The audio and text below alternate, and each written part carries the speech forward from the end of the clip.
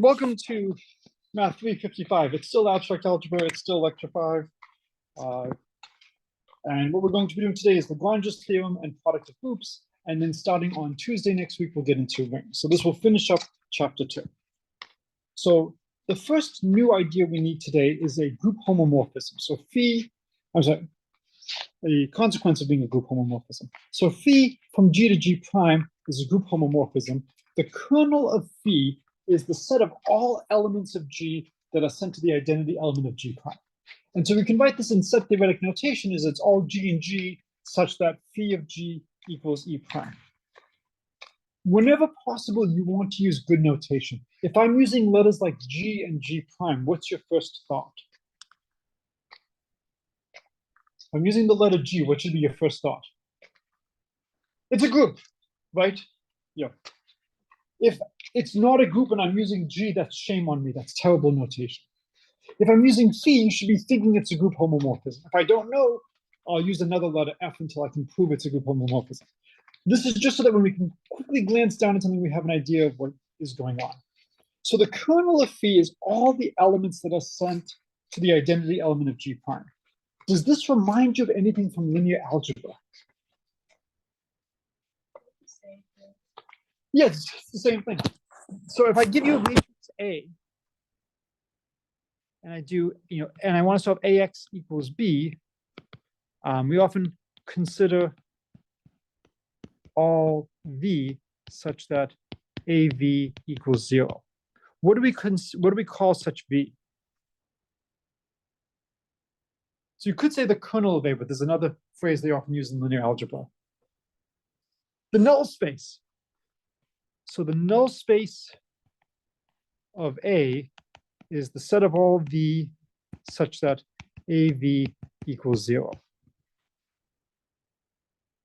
And why is this useful? If we know AX naught equals B and V is in the null space of A, then X naught plus V also goes to B under A. So this is how we can go from a general solution, from a specific solution to a general solution. If I can find one solution, I can find all the solutions if I know the null space. Now, the null space has a really nice property. It's not just a set of vectors. What property does the null space have?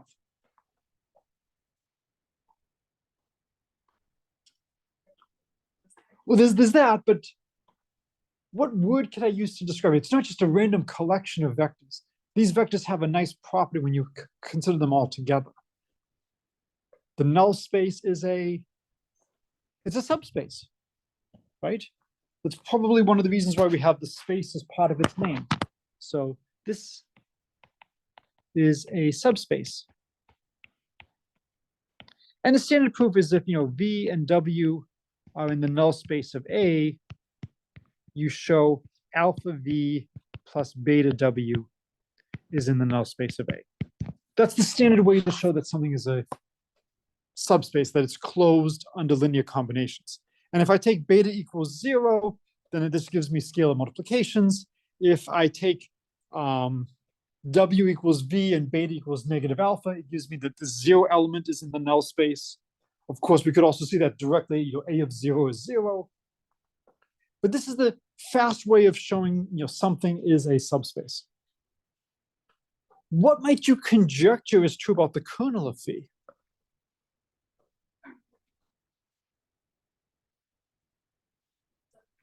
Yeah, so maybe claim the kernel of phi is a subgroup, but I want you to be more specific. A subgroup of what? So where does the kernel of phi live? There's only two possible candidates, G or G prime. Is it a subgroup of G or a subgroup of G prime? Of G. Because it's a collection of all elements in G. So if it's going to be a subgroup, it has to be a subgroup of G. So how would we prove this? So how would we prove this?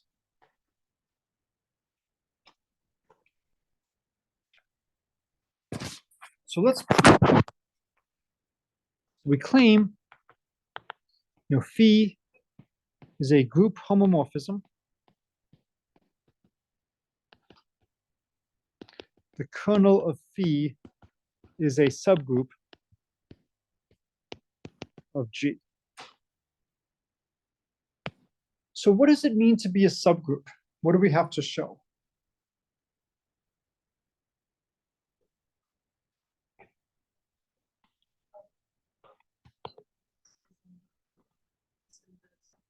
Okay, so that's to show that phi is a group homomorphism. But if we want to show something is a subgroup, so, again, over here, we should show that phi is a group homomorphism. Oh, we're told it is. Right? So the property that phi of a product is the product of the phis, that's what it means to be a group homomorphism. Right now, I'm assuming I have a group homomorphism, so I don't have to prove the product. What I have to do is I have to prove 3 properties. What 3 properties do I have to prove?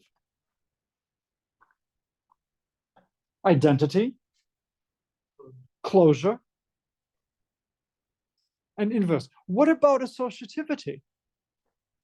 It's inherited, right? It inherits. So we have to prove 3 things. Let's do identity.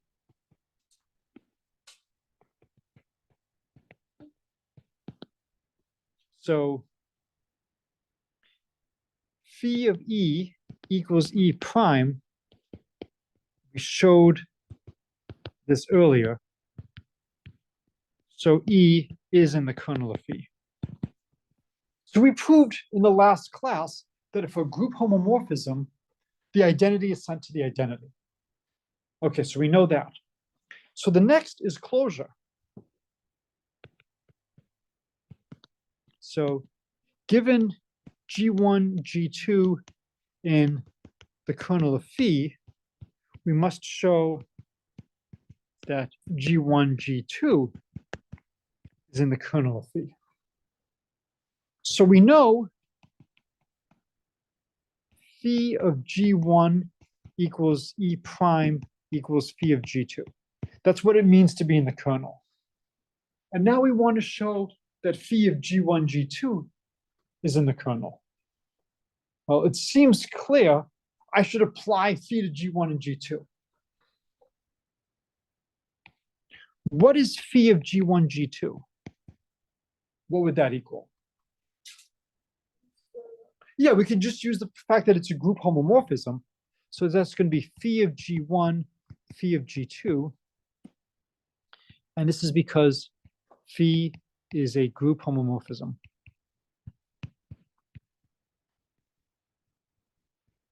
But what do we know about phi of G1? It's E prime. So they both go to the identity. So it's E prime times E prime, which is just E prime. Therefore, G1, G2 is in the kernel of phi. So we get closure by just doing a very straightforward calculation. All right, so the last one is inverses. So given some G in the kernel of phi, we have to show that G inverse is in the kernel of phi. And so again, unless you become a professional mathematician, you will probably never use this result for the rest of your life. But the thought process of how do we attack this, that's something that you might be able to use. So what should we look at to try to show that G inverse is in the kernel of phi? What would be a good quantity to look at?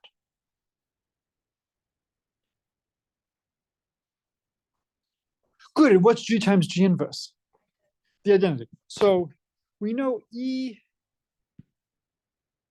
equals G times G inverse. Therefore, phi of E is phi of G inverse. And what does phi of E equal? E prime. And so that's going to be phi of G.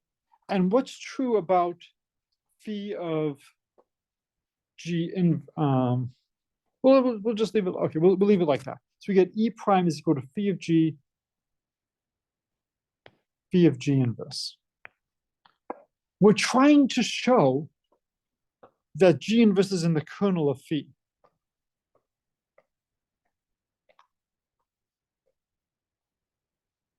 What do we know about phi of G?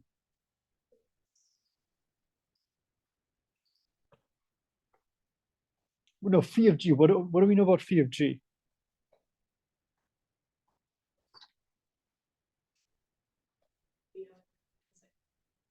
We know that phi of, so we know phi of G is the inverse of phi of quantity G inverse. But what have we assumed about G right now? We're assuming that G is in the kernel of phi. Well, we're trying to show that the inverse is in the kernel, that if G is in the kernel of phi, so is G inverse. Yeah, so we assume that G is in the kernel of phi. Therefore, it goes to E. Right, so we know phi of G equals E. So since G is in the kernel of phi, we have phi of G is the identity. Therefore, E prime equals E prime times phi of G inverse.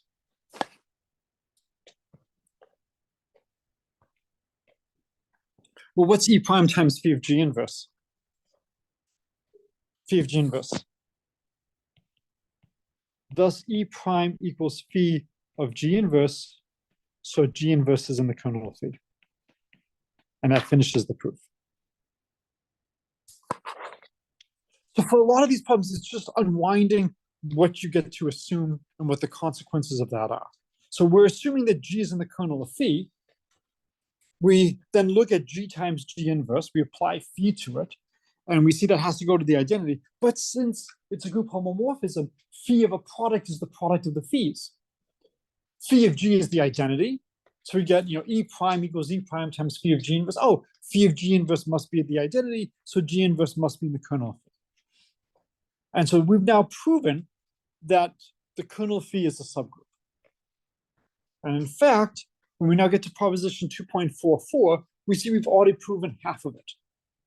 So the first part is, phi as always is a group homomorphism from G to G prime. Part A is that the kernel of phi is a subgroup of G. Okay, good, proved that. And then part B is phi is injective if and only if the kernel of phi equals the identity element. So we know that the identity element has to be in the kernel of phi. We know phi takes the identity element to the identity element. Is it possible that more than the identity element could be sent to the identity element? Could the kernel of phi be larger than just E? So we did an example of that. Does anybody remember the example of a group and a homomorphism, and a group homomorphism where more than just the identity was sent to the identity?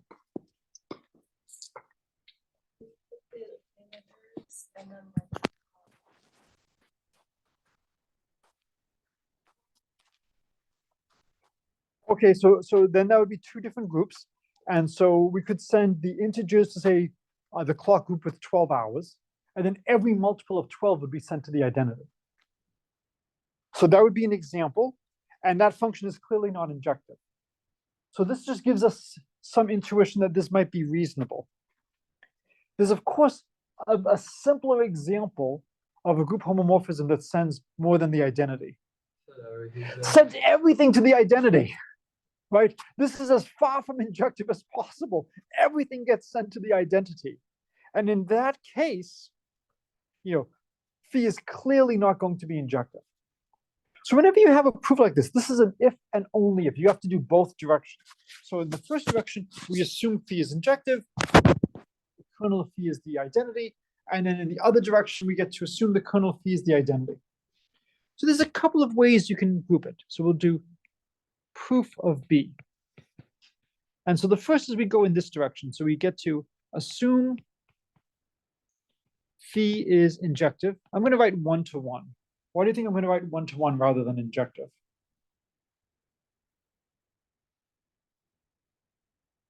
Faster. Takes up less space. So phi is 1-to-1. Must show the kernel of phi is the identity and nothing else. So there's a couple of ways to do this. One way, which I like, is almost like a proof by contradiction. Let's assume that the kernel of phi is not the identity, and then show that that violates phi being injective. So if the kernel of phi was not the identity, then there exists some g such that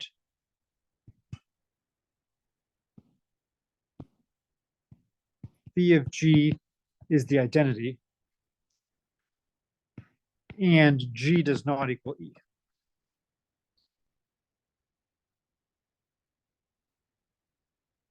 But what are we assuming? We assumed that phi was injective. If the kernel of phi is not the identity, we have two different elements that are sent to the identity. So two elements, G and E, are both sent to, oops, that should be E prime, to E prime. So phi is not injective. Contradiction. So the kernel of phi has to just be the identity. If there was anything else in the kernel of phi, then phi can't be injective, which makes sense, because if there's more than one thing in phi, in the kernel of phi, it can't be injective because two things get mapped to the identity. All right, so now we do the other direction. So for the other direction, we assume the kernel of phi is just the identity, and we must show phi is 1-to-1. So there's a couple of ways to do it. I could do another proof by contradiction, or I could do more of a direct proof and try to get that this is going to imply that phi is injective. I'll do the direct proof this time. So let's assume G1 and G2 are such that phi of G1 equals phi of G2. What must we show?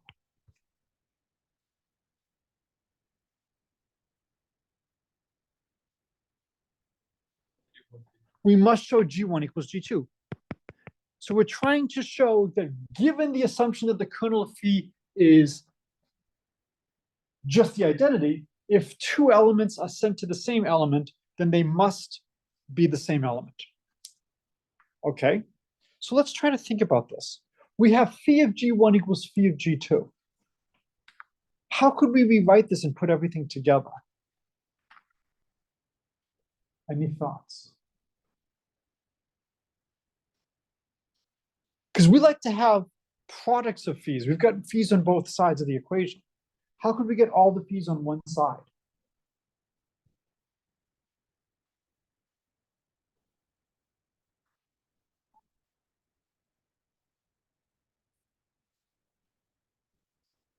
Okay, so where's your inverse? Is it quantity? It's the same thing. It is the same thing. And so to do it very slowly, we do phi of G1 inverse times phi of G1 equals phi of G1 inverse phi of G2. And for those who are listening, it's the quantity phi of G1 inverse times phi of G1 equals the quantity phi of G1 inverse times phi of G2. The left-hand side is just the identity element. And then we use properties of the group homomorphism. The inverse of phi applied to G1 is just phi applied to G1 inverse. So this is then the same as E prime is equal to phi of G1 inverse phi of G2. So E prime is phi of G1 inverse G2. As the kernel of phi consists of only the identity element, that means G1 inverse G2 has to be E. And if G1 inverse times G2 equals E, what should we multiply both sides by? G1. And then we get thus G2 equals G1 So it is injective. So you could also rewrite this as a proof by contradiction. Assume we had two distinct elements, and then show at the end of the day that that would lead to the kernel of phi is more than just the identity element. So it's a nice exercise. Try to write it up that way. But here we did the more direct one. We said, well, look, if the kernel of phi is just the identity, if phi of G1 equals phi of G2, that's going to imply that G1 inverse G2 is in the kernel of phi, so then it has to be the identity, so G1 has to equal G2. And so that finishes this proof. So the kernel of phi is a subgroup, and it's a nice way to tell if the function is injective. All we have to do is look and see, is the kernel of phi the identity or more than that? Okay. So the next big concept is that of a coset. So G is a group and H is a subgroup.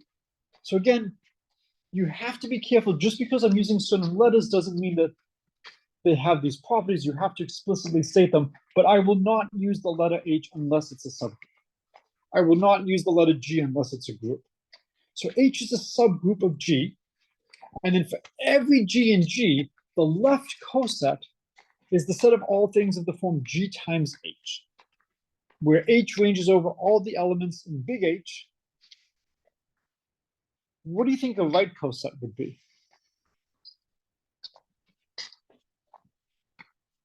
Yeah, in a real shocker, the right coset would be HG, and you just multiply by G on the right. If the group is abelian, it doesn't matter which way you do it. Okay, so whenever you see something like this, it's always good to think about the words they're using and the words they're not using. So they're saying it's the left coset of H. They're not saying subgroup. So something to think about. Yeah. Let's let G be the set of integers, and let's let H be 3z. So this is all the multiples of 3. So minus 6, minus 3, 0, 3, 6, dot, dot, dot. Okay, so H is a subgroup. Yeah, the identity is there, inverses are there, it's closed. So I have a subgroup. So I can start thinking about cosets.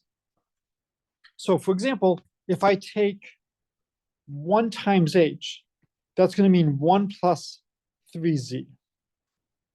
So again, you have to be a little bit careful. We often write things with multiplicative notation. I'm really doing things here under addition. So by 1H, I really mean 1 plus 3z. So what would the set 1 plus 3z be? Infinite meaning numbers, dot, dot, dot. And then what's the first one? Minus 5, minus 2, 1, 4, 7, dot, dot, dot. Can somebody give me another coset that would be the same as this one?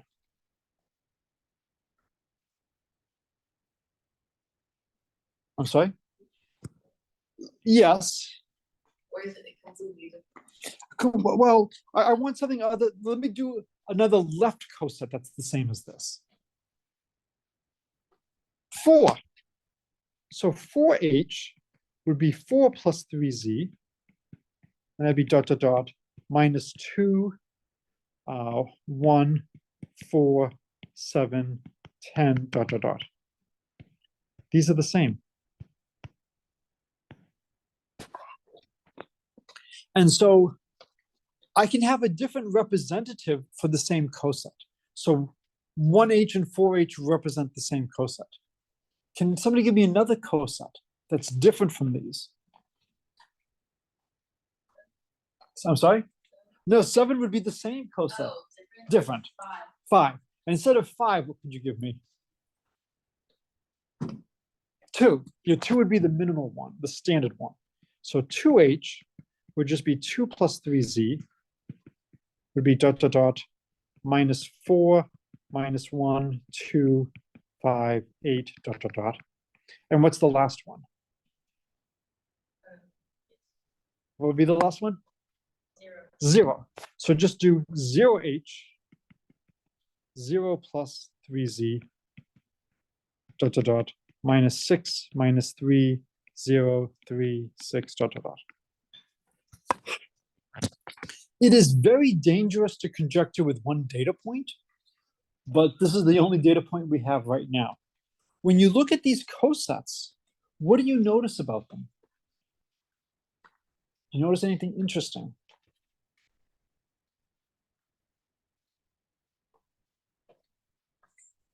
I'm sorry? Well, what do you mean by repeat? Well, I know that if the number in front of H is, Okay, so it only depends on the number in front of H mod 3. yes, So when you say it repeats, you're not saying the subset repeats. You're saying if I look at the different cosets, I keep seeing the same coset every time I increase by 3. So that's why the first and the second, they're actually identical. Do they have any elements in common with the third or the fourth?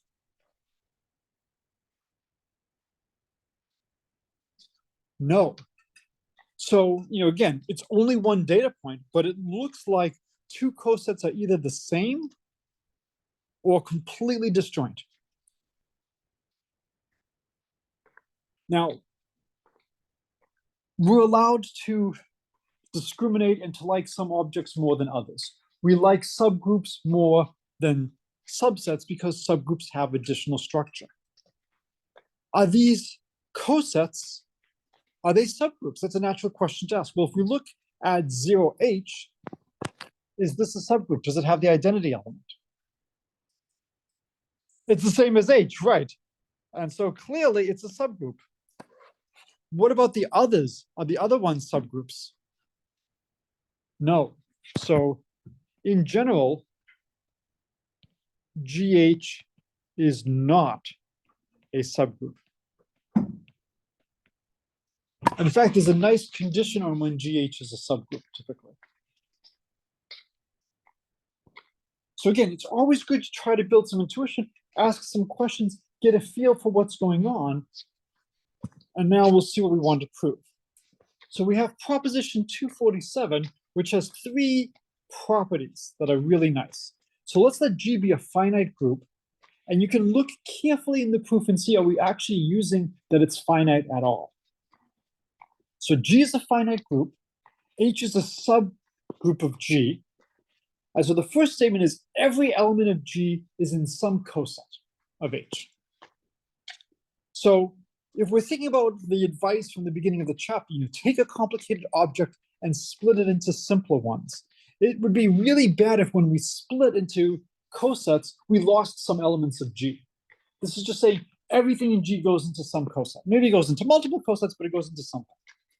The next one is every coset has the same number of elements as every other. And the last is 2 cosets are either identical or disjoint. Okay?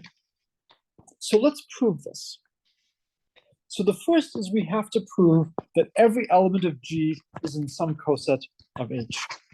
There is one item and only one item that we know has to exist in H. What item do we know has to exist in H?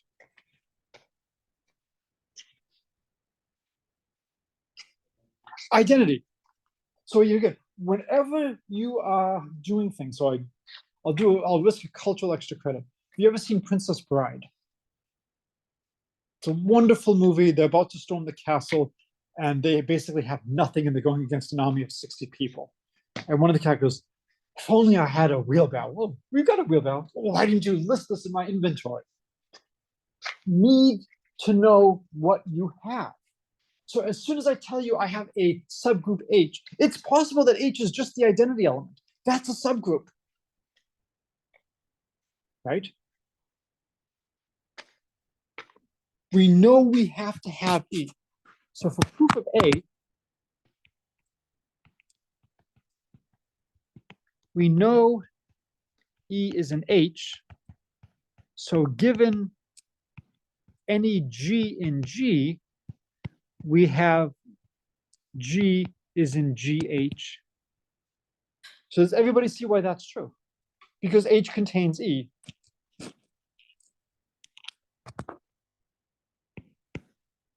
As G times E is in GH.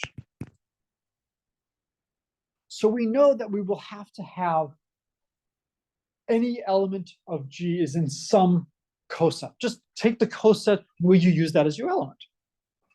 All right, so that's A. Now we need to do B. So proof of B. So we want to show every coset has the same number of elements as every other. So we proved earlier in this semester that everybody has the same name. And we did this with a really bad induction, right? And what we did is we said, imagine you have n plus 1 people. The first n have all the same name. The last n have all the same name. Since the second person is in both groups, everybody has the same name. Well, that broke down because we don't necessarily have to have the second person in both groups. If n equals 1, this broke down. What we're going to do is we're going to prove every coset has the same number of elements as H.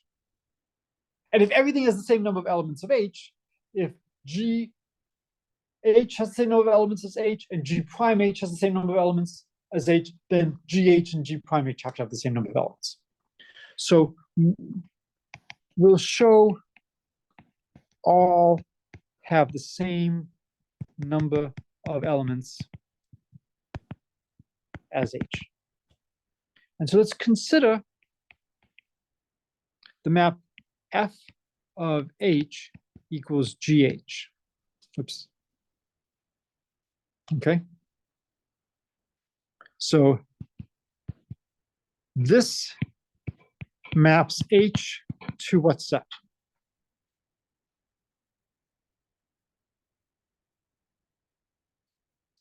To GH, to the left coset GH. So we're going to show that this function is one-to-one and onto, that it's a bijection. So claim F is one-to-one. If GH1 equals GH2, then what must be true?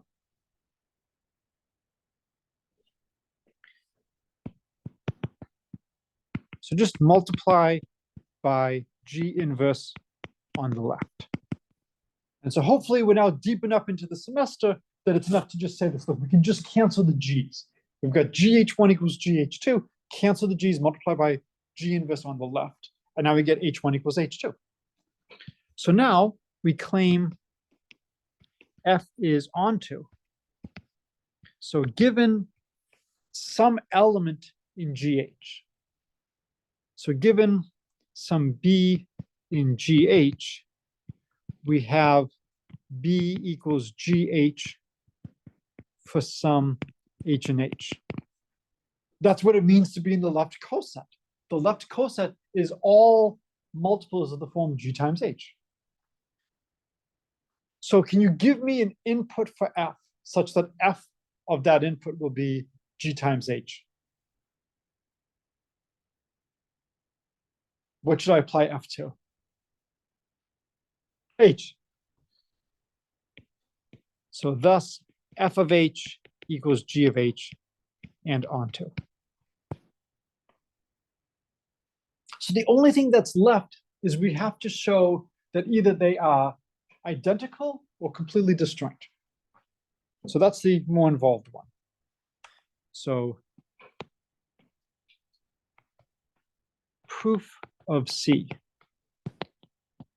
Either G1H equals G2H or G1H and G2H are disjoint. So this is the empty set. So there's a couple of ways that we could try to do this.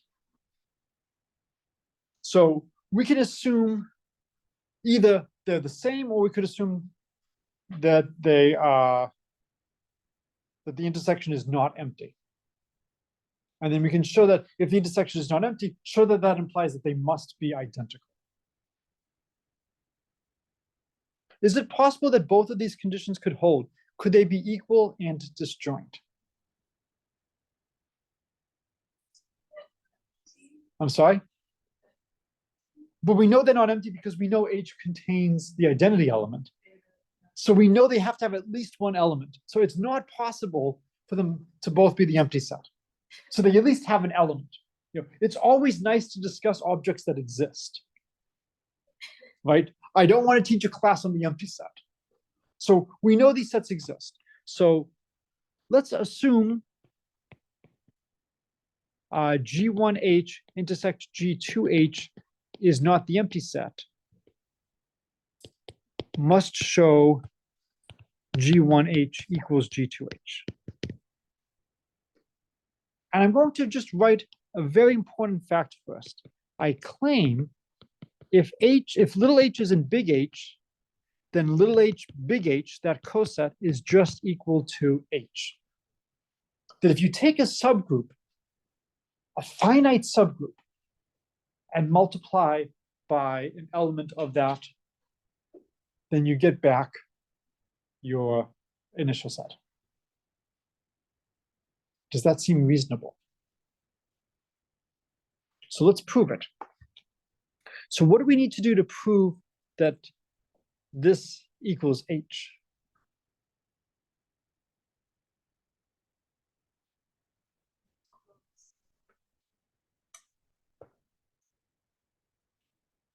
Well, what are we trying to do? We're trying to show little h times big H that coset is just H. Yeah, well, H is a subgroup, so it's closed, so you take an element in there. All right, so we know H is closed, but what do we have to do to show that it equals H? So do we agree that little h big H is contained in H?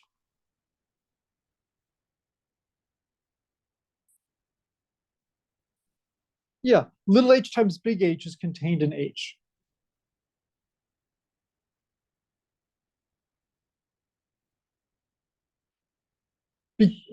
Because we have closure under multiplication, if I take the subgroup H and I multiply by something in H, I still have something in H. So clearly, little h times H is contained in H, as H is a subgroup and closed under multiplication. So one way to prove two sets are equal is to show each one is contained in the other. If A is contained in B and B is contained in A, then A has to equal B. So we know little h times big H is contained in big H. What about the other direction?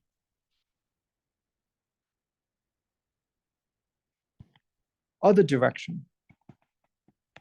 So given some, let's call it B in H, is there an A in H such that H times A equals B?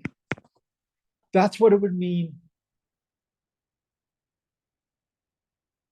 We can find some element A such that H times A equals B. Any thoughts on what we could try for A?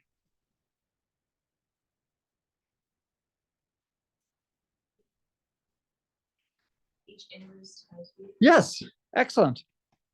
Yes, so take A to be H inverse B, then HA is H inverse B equals just EB equals B.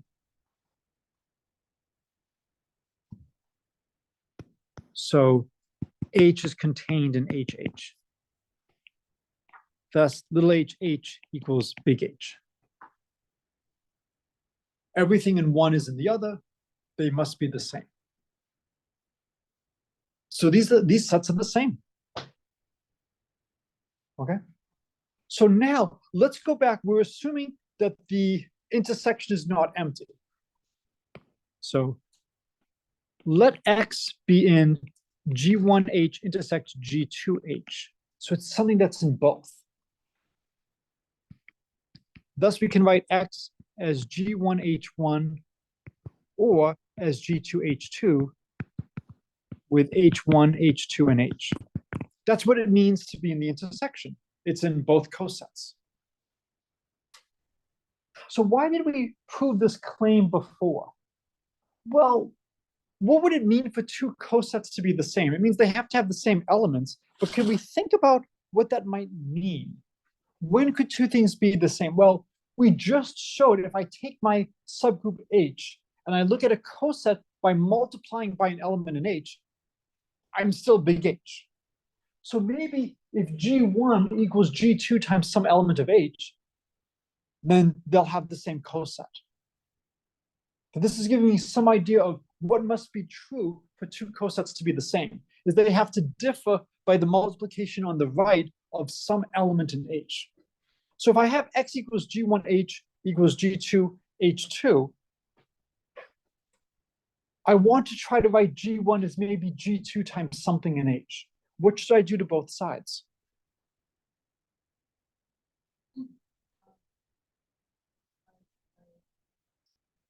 Good, and where do I multiply by H1 inverse? On the right.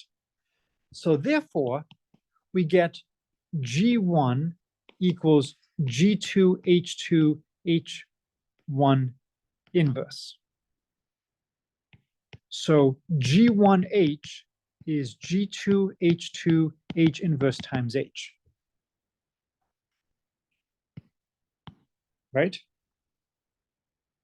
But now I can use associativity. This is the same as G2H2 H inverse H. What's H inverse H?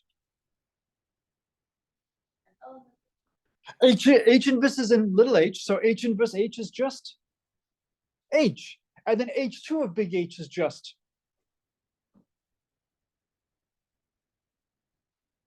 H. So we get G1H is G2H2H, which is G2H. And the sets are equal.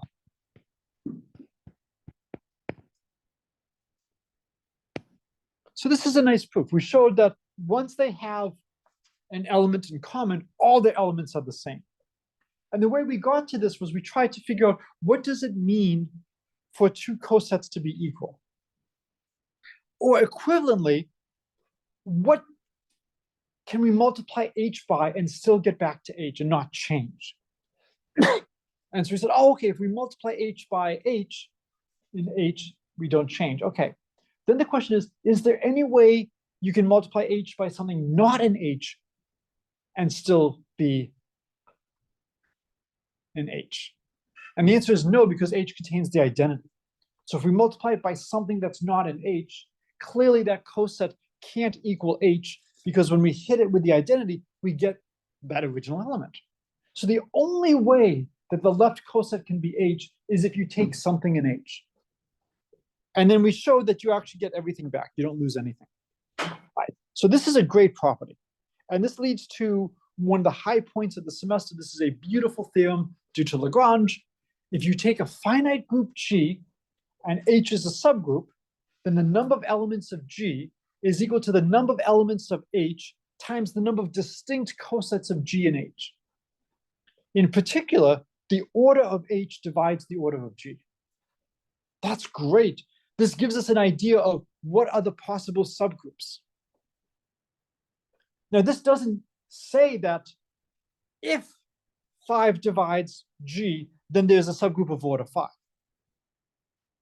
It just says that if 5 does not divide G, then there is no subgroup of order 5. We're going to try to figure out what are the possible structures of groups. Okay, so proof.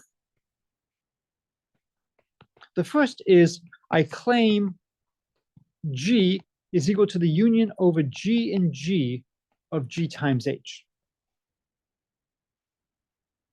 And so we just proved earlier we just came up with a good method to show that two sets are the same, show that each is contained in the other. And if each is contained in the other, then they have to be the same.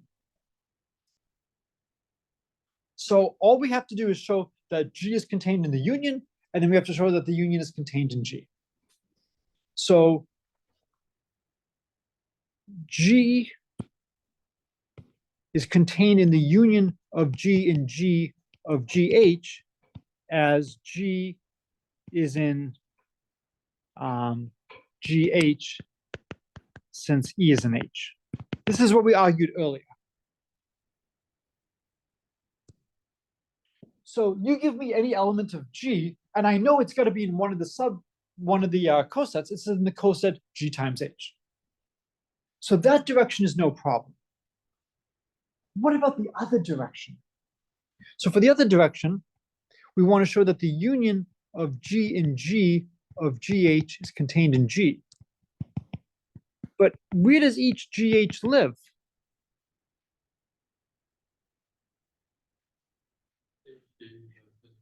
Yeah, because it's a group. Each GH lives in G by closure.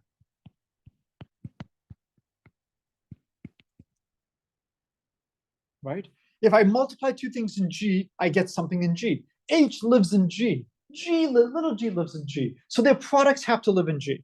So these two sets have to be the same. So G is equal to this union.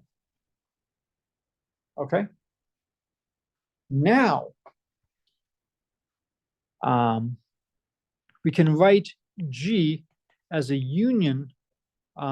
K goes from 1 to M of GKH, where the cosets are distinct. As only finitely many cosets for each take if disjoint from what I already have. Let me explain what's going on. So we start off with our coset. We know there's only finitely many cosets. So since there's only finitely many, I can order them. First coset, second coset, third coset, fourth coset. And I look at the cosets one at a time. And when I look at it, I ask myself, are you disjoint from all the other cosets I have?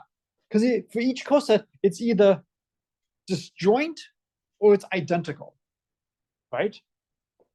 And so I look and see, are you identical to a coset I already have? If the answer is yes, there's no need to include that in the union. It's not giving me any new elements.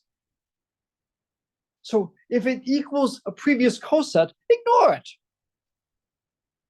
If it doesn't equal a previous coset, then it's all new elements, and I want those new elements, so I'll include it.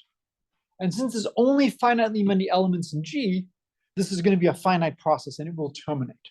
And so I can write G as a finite union of these cosets, and the cosets are disjoint. But from what we showed earlier, all of these cosets have the same number of elements, right? All have number of H elements. They all have the same number of elements. Therefore, the size of G is the size of H times M, and M is the number of distinct cosets. And so that is the proof of Lagrange's theorem.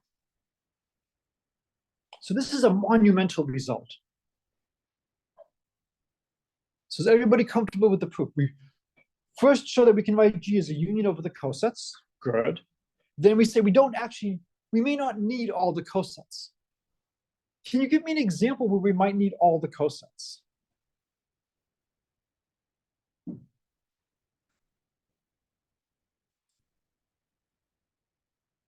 There's one example where we would need all the cosets. What should H equal? Yeah, good. If H is the identity, then we need every single element. What is the fewest number of cosets we would need? What could we take H to be to have the fewest number of cosets? G. So if H is G, how many cosets would we need? 1. So always try to look at extreme cases. In general, if I give you a group, you only know of 2 subgroups, the group itself and the identity. It's possible those could be the same if your group is the identity. Okay, so what we've shown now is the order of a subgroup divides the order of a group, we've talked about the subgroup generated by an element. So the order of any element also divides the order of a group, because the group generated by a single element is a subgroup. So again, this doesn't tell you that if 5 divides the order of G, there has to be an element of order 5 or a subgroup of order 5. But it does tell you if 5 does not divide the order of G, you cannot have such an element. Okay. So the next thing, to finish off the chapter is talking about product groups. So this should remind you of something you've seen before. And for once, we're not going to be going to linear algebra. We're going to go to multivariable calculus. And so hopefully this is not a bad choice of things to go to. But you did, Euclidean spaces. You did R2, R3, the plane, 3 space. We're doing the same thing here. So we're looking at the Cartesian product. G1 cross G2, it's going to be all pairs AB, where A is in G1 and B is in G2. And you have to be very careful because we're overloading some symbols.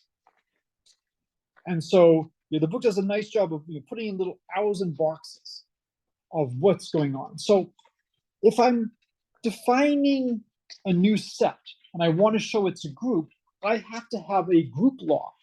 I have to have a way of combining elements. To take the set G1 cross G2 as the set of ordered pairs AB, that's fine. But now I need a way to combine 2 elements AB and say A prime, B prime. So how would I combine those 2 elements? Well, the natural definition is I know how to combine 2 things in G1. I just multiply them. I know how to combine 2 things in G2. I just multiply them. So if I want to combine 2 different things in G1 cross G2, let's just combine the first components and call that the new first component. And let's combine the second components and call that the second component. So this is the most natural thing you can do. We're going to define the group law by just take the product in each component. Now, you have to be a little bit careful here. It says let G1 and G2 be groups. The product of G1 and G2 is the group. So we have to show that this is a group. So it's a nice exercise. Show this is a group. And then again, starting next week, I'm going to try to, unless people object, to alternate where you get 1 lecture a week and 1 lecture you're supposed to watch on your own. You can, of course, ask questions about that. But I want to do more problems. So I will leave this to you to go through and show that this is a group. What do you have to do to show something is a group? What do you have to show?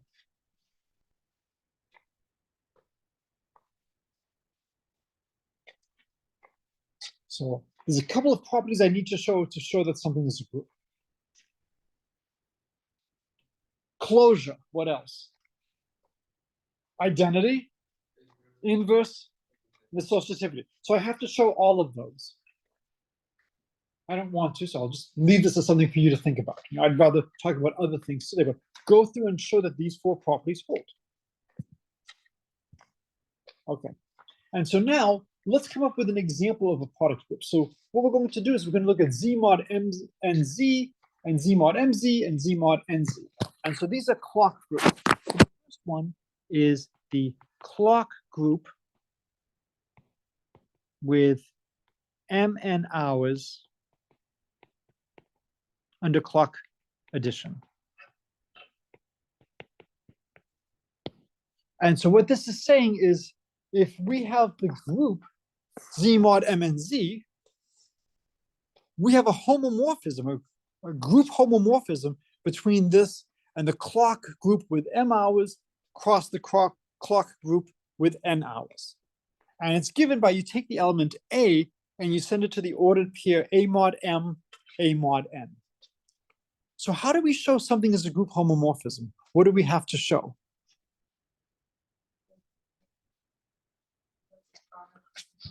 Excellent.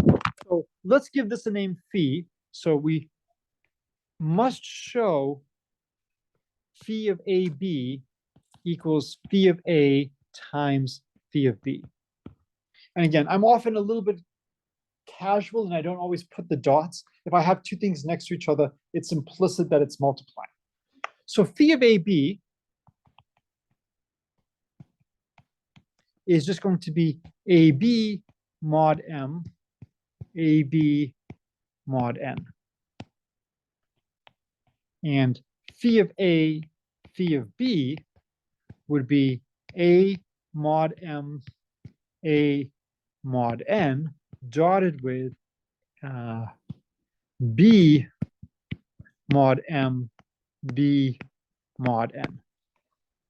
And now, how do I do multiplication? I multiply the first two components, and I look at that mod M, and then I multiply the second two components, and I look at it mod N. And so, unfortunately, I have a tremendous number of parentheses now.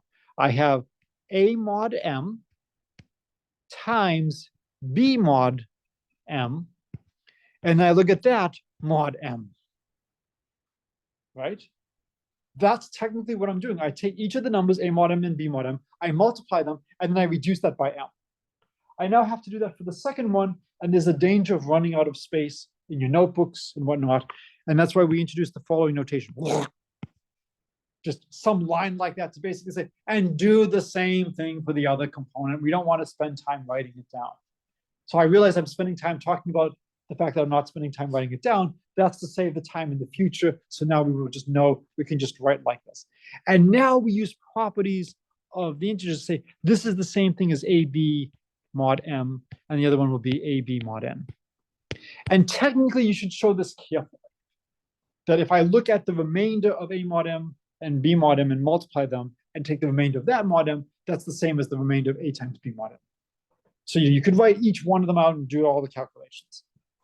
Okay. So this is a great example of a group homomorphism. But you might want more than just a group homomorphism. You might be greedy. Instead of just being a group homomorphism, what else could it be? It might be even better than just a group homomorphism. An isomorphism. Maybe these two groups are the same, and I can study this complicated clock group with mn hours in terms of a clock group with m hours and a clock group with n hours. Unfortunately, it's not always going to be a group homomorphism, a group isomorphism. If m and n have common factors, there could be issues. Imagine the case when m and n are the same. There could be some real problems. But if m and n are relatively prime, it turns out that yes, this will be a group isomorphism. And that's a good thing to try to prove. So I'm going to just state the high point, or one of the high points of this chapter. And the author mentions that he has structured the book the way he has so that you can see some of the big theorems quickly and get a sense of why do we care. This is a big theorem, the structure theorem for finite abelian groups. If I give you any finite abelian group G, and this means isomorphic, then G is isomorphic to a product of clock groups. So we completely understand finite abelian groups. It's just isomorphic to a product of clock groups. Now that we know, or we will know later, what finite abelian groups look like, what do you think we might want to study next? I'm sorry, non-abelian. What is true in general for finite groups? And so this was a monumental work. The finishing punches were done by two people, Feit, Thomson. Feit was actually one of my professors at Yale. Thomson won the Fields Medal for this work. Feit was too old at the time. Monumental achievement building on many people's work to just go through and completely characterize what happens when it is not abelian. And it is not so simple of a statement. Yeah. The number of journal articles, you have to be talking in the hundreds to thousands of pages of going through all the different things that can arise. It's remarkable how simple things are when it's commutative. Okay, the last thing before I want to circle back to some examples is just, it's always good to have examples of maps. We've defined, the product of two groups. Do we know any group homomorphisms? And there's a couple of extremely basic ones that should just be under your consideration. So the first is, if I have G1 cross G2, I have two different projections. I can project onto G1, and I just take the pair and I just look at the first component. or I could project onto the second component. Does this remind you of anything from linear algebra? Your linear algebra is feeling, left out because we just made a calc reference, so we have to, take into account linear algebra's feelings. Have you seen anything like this in linear algebra? So here we have the projection map, which takes a pair AB and just gives us the first component or just gives us the second component.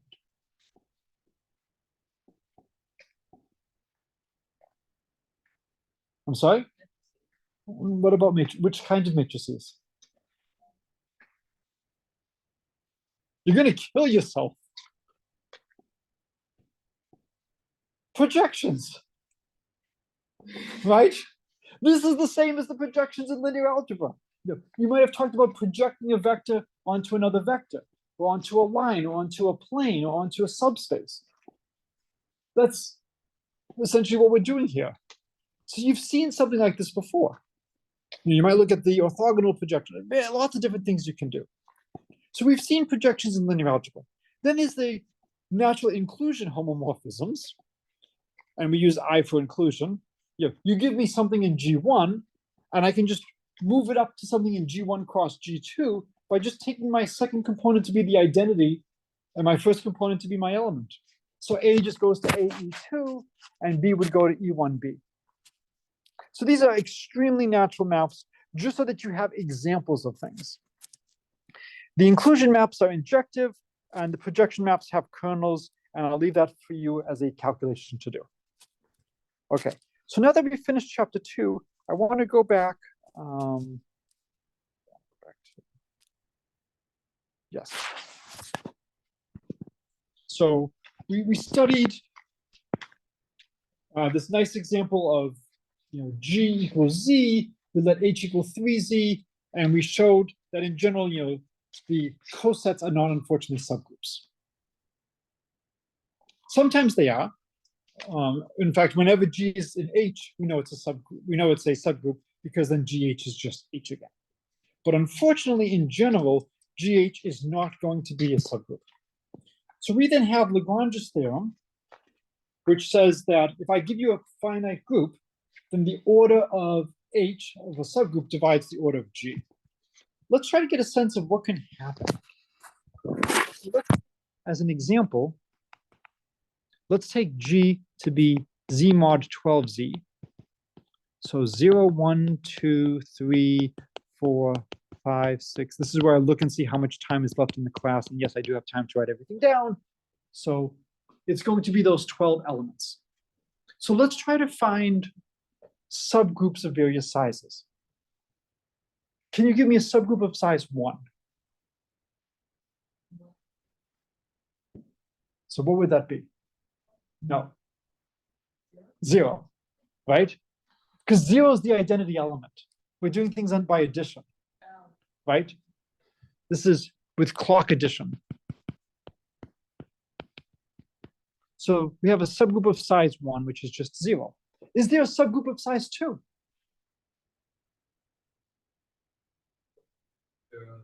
0, 6. 6 plus 6 is 12, which is the same as 0. Is there a subgroup of size 3?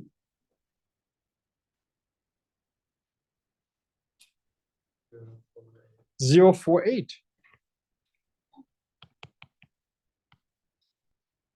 What about a subgroup of size 4? What do you think?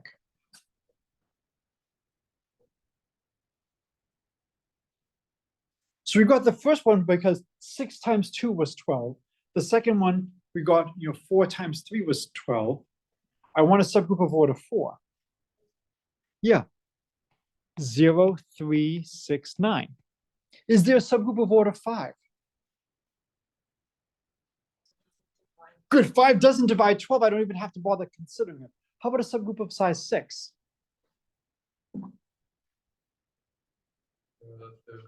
Yep, 0, 2. So what we showed here is for this particular example, you give me any number that divides the order of G, and I will give you a subgroup of that size. Moreover, it's a unique subgroup. I don't have two different subgroups of size 2.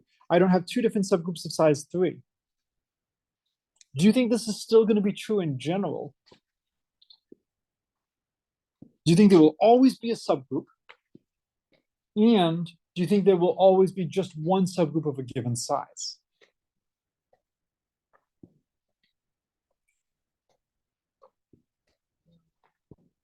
How confident are you? I'm sorry? Well, There's always the two statements are that I can always find a subgroup of size dividing the order of G, and that there's one and only one such group. one and only one. Right. So over here, you give me any number that divides 12, and I can find a subgroup of that size, and there's only one such subgroup. I don't have two subgroups of size 2. I don't have two subgroups of size 6. I only have one subgroup.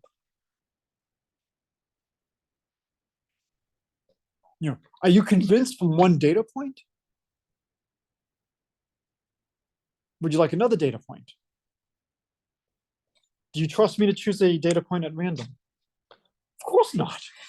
Right? No, so the question is just, do I want to mislead you or do I want to illuminate you? Well, we've just done things on products, right? Let's let G be Z mod 12Z cross Z mod 12Z.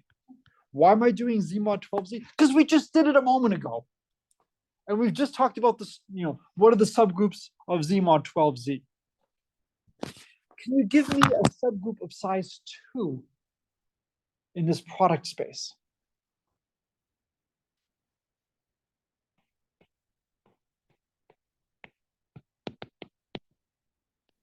So you have to know at least one element. What's one element if it's going to be a subgroup? So it has to be 0, 0. Can you give me one other element? And this has to be an element that would have order 2.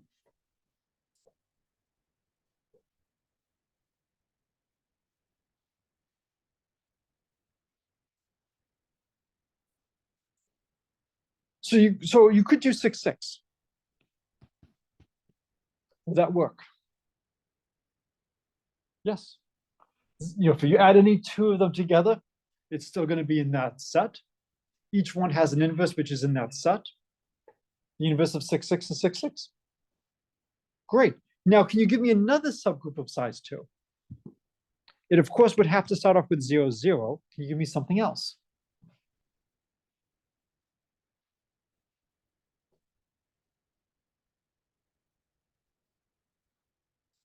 Six, 0. And now, it shouldn't be hard to find one more. 0, 6. So this is now enough to show that we don't necessarily have a unique subgroup of a given size. It's not enough to show that there can be a number that divides the order of G, but doesn't have a subgroup of corresponding size. That's still open right now. The book actually says what the answer is to that question. I'll let you read carefully to see what the book says. But just by looking at these, we did enough so that we were able to show that you don't always have a unique subgroup of a given size. Okay, so this finishes off chapter 2, and then on Tuesday we will start with chapter 3 on rings.